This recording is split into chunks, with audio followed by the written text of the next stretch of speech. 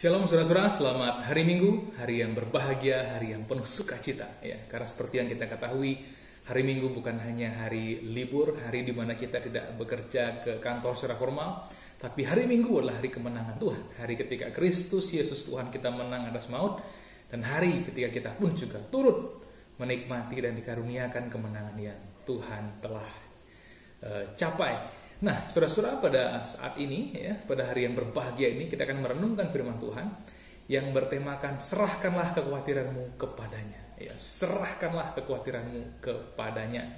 Saya percaya tema kekhawatiran ini terus relevan karena setiap zaman, setiap musim kehidupan ada saja tantangan yang dihadapi oleh umat Tuhan yang membuat mereka merasa khawatir, saudara-saudara, ya.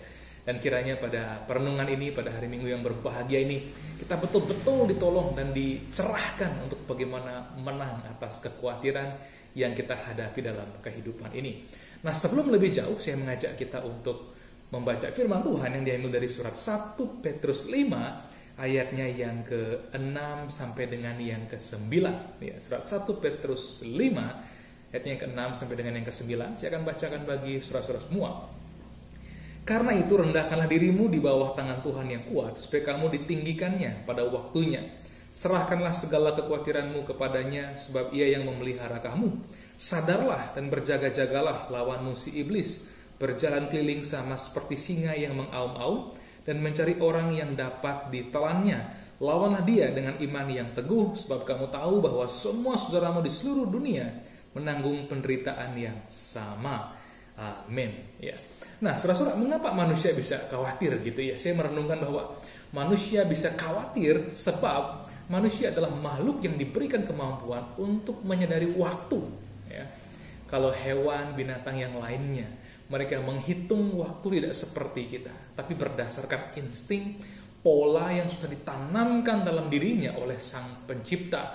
Tetapi manusia memiliki potensi yang besar sekali. Manusia bisa menghitung waktu dengan sangat akurat sekali. Bahkan manusia bisa membagi waktu menjadi 3 bagian besar. Ya, ada masa lalu, ada masa kini, dan juga masa depan. Ya, masa lalu, masa kini, dan juga masa depan. Nah, khususnya ketika bicara tentang kekhawatiran, seringkali hal itu disebabkan karena manusia begitu meyakini bahwa masa depannya buruk. Ya, orang yang khawatir adalah orang yang meyakini masa depannya begitu buruk. Padahal seperti yang kita ketahui, firman Tuhan berkata, rancanganku, rancangan Tuhan, begitu ya, atau rancangan yang penuh dengan damai sejahtera, bukan rancangan kecelakaan, untuk memberikan kepadamu masa depan yang penuh pengharapan. Ya. Kalau kembali kepada firman Tuhan, sesungguhnya bingkai besar masa depan itu adalah masa depan yang penuh pengharapan, saudara-saudara. Namun demikian, pada faktanya banyak manusia yang khawatir, banyak bahkan umat Tuhan yang hidup dalam kekhawatiran yang begitu akut, ya. Nah, dalam perikop yang kita akan renungkan pada hari ini, ya, ada beberapa sebab mengapa manusia bisa jatuh dan terperangkap dalam kekhawatiran yang terus-menerus sehingga menjadi kekhawatiran yang begitu akut, ya. Yang pertama dalam perikop ini adalah terbiasa direndahkan, ya. Orang yang merendahkan diri beda dengan orang yang direndahkan, ya. Kalau merendahkan diri itu adalah sebuah kesadaran dan sebuah tindakan yang dikerjakan dari dalam diri sendiri oleh sebuah kesadaran tertentu, gitu ya. Tapi orang yang direndahkan itu didorong ke bawah oleh situasi atau barangkali juga oleh lingkungan sekitar kehidupannya. Akibatnya dia menjadi lemah, dia menjadi bahkan memiliki gambar diri yang salah. Orang yang terbiasa direndahkan bisa jadi menjadi orang yang melihat dirinya begitu rendah. Apa sebabnya? Karena dia selalu mendengar bahwa dirinya memiliki nilai yang begitu kecil, sehingga orang pada akhirnya mendefinisikan dirinya, ya, diri orang tersebut, sehingga dia lama-kelamaan mengaminkan definisi yang salah itu. Nah, ketika seseorang akhirnya sering direndahkan, seringkali berujung kepada orang itu menjadi pribadi yang rendah diri, ya. Tentu saja si jahat senang sekali ketika kita memiliki nilai diri yang salah, kita rendah diri, kita minder, kita akhirnya menjadi orang-orang yang tidak mampu berkembang. Si jahat bersuka cita. Tetapi Tuhan tidak suka dengan hal itu. Tuhan itu rindu sebenarnya supaya kita betul-betul mengenal nilai diri kita. Karena orang yang sungguh-sungguh bisa merendahkan dirinya adalah orang yang betul-betul menyadari nilai dirinya seperti apa, sebesar apa. Ya. Berbicara tentang hal ini saya ingat dengan Tuhan Yesus. Tuhan Yesus bisa mencuci kaki murid-muridnya karena dia tahu siapa dirinya. Dia adalah Sang Firman Allah, pencipta alam semesta yang datang ke dunia menjadi manusia. Tahtanya di sorga jauh lebih tinggi daripada segala pemerintah dan penguasa yang ada, bahkan yang pernah ada dan yang akan ada. Dia Yesus Tuhan. Namun dia merendahkan dirinya karena dia tahu dia sedang dan dia harus melakukan tindakan pelayanan untuk menyelamatkan manusia. Ya. Ada keagungan tertentu ketika orang yang kedudukannya tinggi, ya, dengan sukacita merendahkan dirinya. Ya. Orang-orang seperti itu akan mendapatkan penghargaan yang luar biasa. Saudara-saudara, itu Yesus, dan Yesus Tuhan kita memberi kita teladan yang indah sekali. Ya. Orang yang terbiasa direndahkan sering akhirnya pandang dirinya rendah. Tapi yang benar adalah kita merendahkan diri karena kita tahu Tuhan yang memuliakan kita. Nah, berikutnya, mengapa orang menjadi penuh dengan kekhawatiran? Ya, karena mereka kurang mengenal firman Tuhan dan juga rencana Tuhan. Ya. Tidak sedikit orang mendefinisikan situasinya sebagai kehendak Tuhan. Apapun yang dia alami, apapun yang terjadi itu pasti kehendak Tuhan. Bagi saya, dalam perenungan saya melihat Alkitab secara luas, itu belum tentu, saudara-saudara. Misalnya, apakah kejatuhan Adam dan Hawa ke dalam dosa adalah kehendak Tuhan? Karena hal itu terjadi? Tentu saja tidak. Kehendak Tuhan itu adalah firman Tuhan. Tuhan berkata, jangan makan buah pohon itu, buah pohon pengetahuan yang baik dan yang jahat itu. Karena pada hari engkau memakannya, engkau akan mati, kata Tuhan. Itu kehendaknya. Tapi Adam nekat, saudara-saudara, bersama dengan Hawa pada waktu itu, memakan buah pengetahuan yang baik dan yang jahat itu. Akibatnya mereka jatuh. Dan tentu saja Tuhan yang Maha Kuasa, penuh hikmat itu tidak pernah kekurangan cara untuk menyelamatkan, merangkul kembali ciptaannya yang berharga. Ya. Nah, dalam hal ini, dalam hal kekhawatiran, kita harus tahu bahwa rencana Tuhan itu adalah memuliakan umatnya. Bayangkan, jika iblis ingin merendahkan umat Tuhan serendah-rendahnya, Tuhan sendiri ingin meninggikan, memuliakan umatnya. Karena Tuhan itu mulia, dia rindu umatnya juga mengecap kemuliaan. Bahkan di dalam Kristus, saudara-saudara, hubungan antara Tuhan dengan umatnya digambarkan seperti mempelai.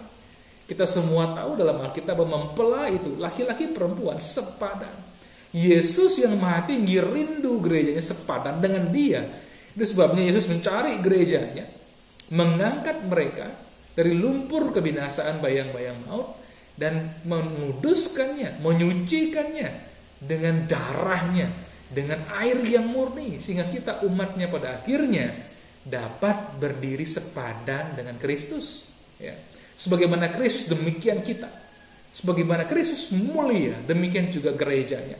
Sebagaimana Kristus begitu tinggi, demikian juga gerejanya diangkatnya tinggi, didudukkan bersama-sama dengan dia di sebelah kanan tahta Allah Bapa.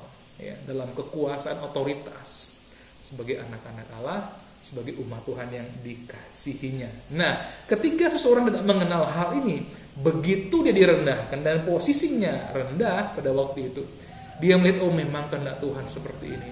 Memang Tuhan ya tidak mau saya mulia, tidak menghendaki saya menikmati kemuliaan. Memang beginilah hidup saya. Saudara-saudara, kenali firman Tuhan. Kondisi kita, situasi kita, apa yang telah terjadi atau pernah terjadi, bahkan sedang terjadi dalam hidup kita, belum tentu itu adalah kehendak Tuhan. Tapi firman Tuhan adalah kehendak Tuhan. Firman Tuhan berkata, rendahkanlah dirimu di bawah tangan yang kuat. Di bawah tangan Tuhan yang kuat, maka engkau akan ditinggikannya. Ya. Kapan ditinggikannya? Ditinggikannya pada waktunya. Saudara-saudara, ini hal yang penting sekali. Berikutnya yang ketiga, mengapa orang kok terjebak dalam kekhawatiran? Ya. Karena tidak mengenali lawan yang sesungguhnya. Tidak mengenali lawan yang sesungguhnya.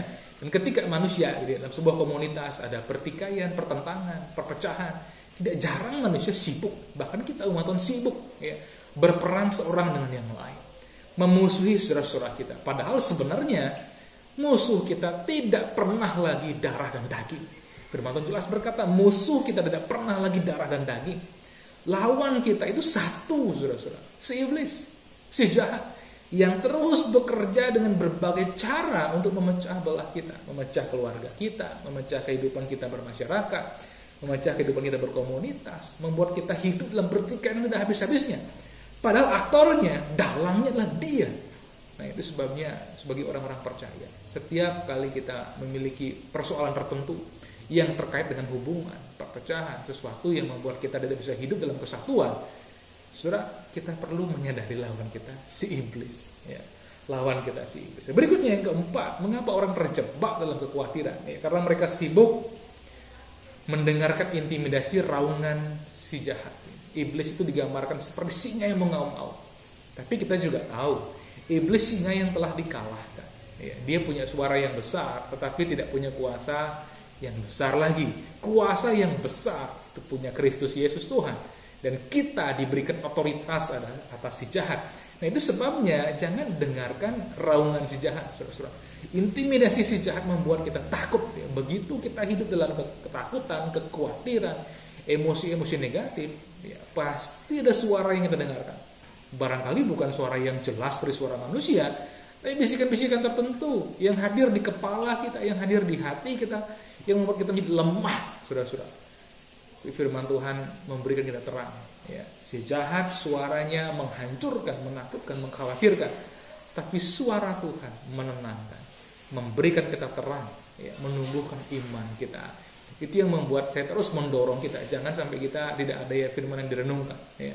Firman Tuhan mesti direnungkan dengan dalam sampai masuk ke alam bawah sadar kita, dan firman itu akhirnya nyata di dalam iman kita, saudara-saudara. Nah, itu hal yang penting sekali, nyata dalam iman kita.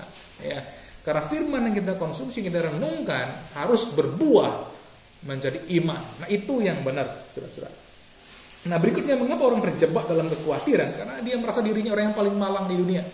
Firman Tuhan berkata, ketahuilah, ya, yang ke-9, ya, bahwa semua saudaramu di seluruh dunia menanggung penderitaan yang sama. Sebagai orang percaya, mereka menanggung penderitaan karena iman. Ada sih tantangan iman mereka. Ya. Dan secara umum, saudara-saudara, setiap orang punya masalahnya masing-masing. Si jahat selalu membuat kita berpikir, wah, saya orang yang paling malang. Masalah saya yang paling besar, paling rumit, paling ruwet, ada jalan keluarnya. Masalah orang lain semua ringan. Ya. Tidak seperti itu. Seberapapun besar masalah kita, Tuhan lebih besar lagi. Itu sebabnya penting sekali agar kita menyadari bahwa semua masalah ada jalan keluarnya, semua masalah ada solusinya, semua masalah ada pemecahannya. Dan sebagai anak-anak Tuhan, kita diajak, didorong, saudara-saudara, untuk menyadari bahwa kita tidak sendiri. Kita punya saudara-saudara, ya, artinya keluarga di dalam Tuhan, keluarga dalam Kristus. Sehingga saya mendorong kita betul-betul menyadari, tidak hanya sekedar beranggotakan anggota jemaat di sebuah gereja lokal atau jemaat, tapi betul-betul kita merasakan punya keluarga rohani. Ya. Orang-orang yang kita bisa ajak berbagi, ya, orang-orang yang saling menguatkan, menghibur, orang-orang yang kita bisa ajak bertumbuh bersama.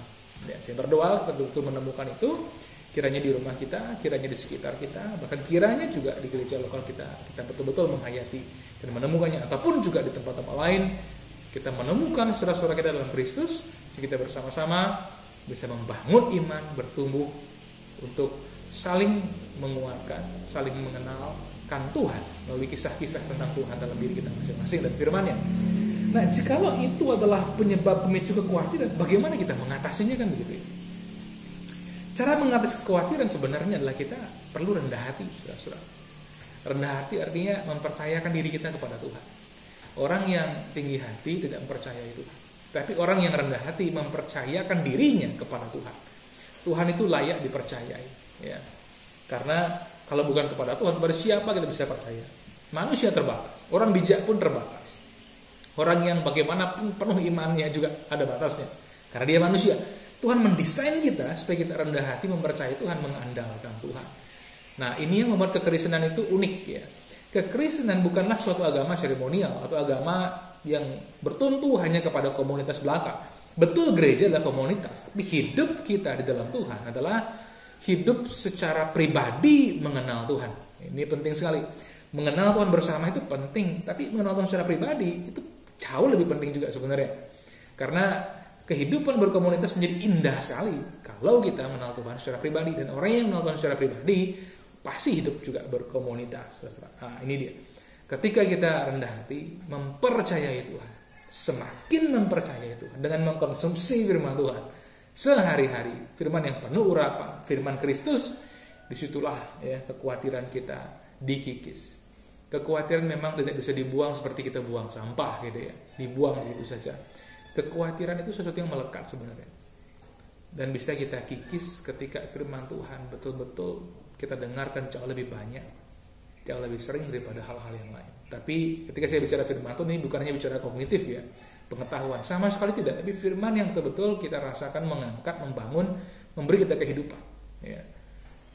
Firman yang diurapi, firman yang tepat untuk kita pada saat ini. Berikutnya apa lagi? Kenali firman Tuhan ya, dan rencana Tuhan. Ini hal yang penting sekali. Rencana Tuhan itu baik, saudara-saudara. Tuhan tidak punya rencana yang buruk buat umatnya sebenarnya. Dalam Kristus Yesus apalagi. Rencana Tuhan itu indah supaya umatnya, saudara-saudara, mengalami pemuliaan. Tuhan betul-betul dapat memuliakan umatnya. Ini yang Tuhan rindukan. Tuhan itu tidak suka menghina umatnya, merendahkannya, menghancurkannya, apalagi Tuhan rindu meninggikan umatnya ya. Karena sesungguhnya di dalam Kristus derajat kita tinggi sekali, nilai kita tinggi sekali. Setinggi apakah nilai kita? Allah Bapa di surga meninggikan kita di dalam Kristus, mendudukkan kita bersama-sama dengan Kristus. Berarti nilainya sebenarnya ya ditaruh di dalam Kristus ya, sebesar Kristus. Bukan karena kita yang hebat, tapi karena Allah Bapa berkenan meletakkan kita di posisi yang mulia sebagai sebuah anugerah. Kalau Kristus mulia, memang pribadinya mulia. Tapi kalau kita mulia, karena kita dimuliakan. Jelas ya? Kristus mulia karena memang dia mulia. Tapi kalau kita mulia karena kita dimuliakan sebagai sebuah anugerah, bagian dari karya penebusan yang dikerjakannya bagi kita. Itu sebabnya saudara-saudara kita masih mengenal hal ini ya. Tapi banyak orang tidak mau dimuliakan oleh Tuhan. Tuhan memuliakan dia menolak kemuliaan yang dari Tuhan. Kemuliaan dari manusia boleh kita tolak ya, atau tidak terlalu pedulikan begitu. Tapi kemuliaan dari Tuhan harus sudah terima. Karena hanya orang-orang yang betul-betul mengerti dia mulia di mata Tuhan, tidak akan mudah merasa rendah diri, tidak akan mudah merasa minder. Apa sebabnya? Karena dia tahu Tuhan memuliakan saya. Apapun kata orang, kata dunia, biarin aja. Tuhan memandang saya mulia. Nah, itu dia. Berikutnya, saudara-saudara, berdamai dengan waktu Tuhan. Nomor 3, ya, poin ketiga. Berdamai dengan waktu Tuhan. Tuhan itu punya waktu untuk segala sesuatu. Ya, betul. Salah satunya waktu Tuhan menyatakan, memuliakan kita. Sebagai anak-anak Tuhan, umat Tuhan, kita harus berdamai dengan waktu. Ya. Semua firman-Nya, janji Allah Bapa, iya dan amin dalam Kristus Yesus. Kristus jaminannya. Di dalam Kristus semuanya yes, iya dan amin. Tetapi kapankah realisasinya? Kapankah manifestasinya? Semua ada waktunya. Dan saya rindu kita semua betul-betul sibuk menikmati kebaikan Tuhan, berjalan bersama dengan Tuhan, mengerjakan apa yang patut kita kerjakan, bersuka cita, bersyukur setiap hari, tanpa terasa waktu Tuhan tiba. Ini dia paling ingat. Tanpa terasa waktu Tuhan tiba. Artinya manifestasi kemuliaannya dalam diri kita, dalam kehidupan kita itu menjadi nyata, saudara-saudara. Dan berikutnya ya, kita perlu melawan tipu daya sejahat. Poin yang keempat, serahkanlah kekhawatiranmu. Nah, poin keempat, serahkanlah kekhawatiranmu. Berserah. Berserah kepada Tuhan sebenarnya artinya fokus kepada Tuhan, saudara-saudara. Berserah itu bukan sesuatu tindakan yang pasif ya.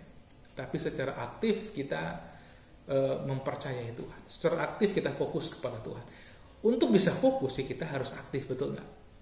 Misalnya kita ingin fokus kepada merekam suara burung gitu misalnya. Ya kita harus fokus jam berapa suara burung berkicau dengan baik, pada pagi hari, pada sore hari misalnya.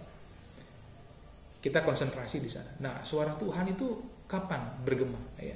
Suara Tuhan bergema ketika firman Tuhan dinyatakan. Itu sebabnya kalau saya secara pribadi, kalau saya merasa khawatir, kalau saya merasa cemas, ya, saya akan mendengarkan firman Tuhan.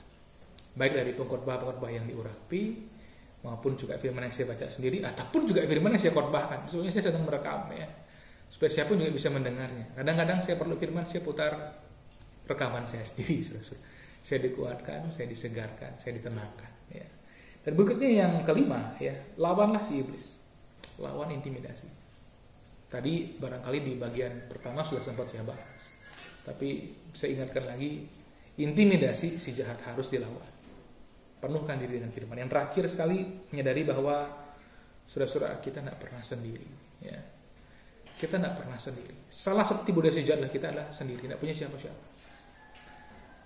Cobalah ingat ya, kawanan domba atau binatang yang ada di kebun binatang nasional misalnya, kayak di Serengeti, di Afrika, Serengeti itu. Nah, hewan-hewan yang lemah, yang mudah dihajar ya, atau ditangkap, dimangsa oleh singa, oleh serigala adalah hewan-hewan yang berjalan seorang diri. Ya. Tapi kalau dia dalam kawanan, sekalipun dia lemah, dia kuat. Oleh karena itu nikmati persekutuan di dalam kawanan. Nikmati persekutuan di dalam kawanan.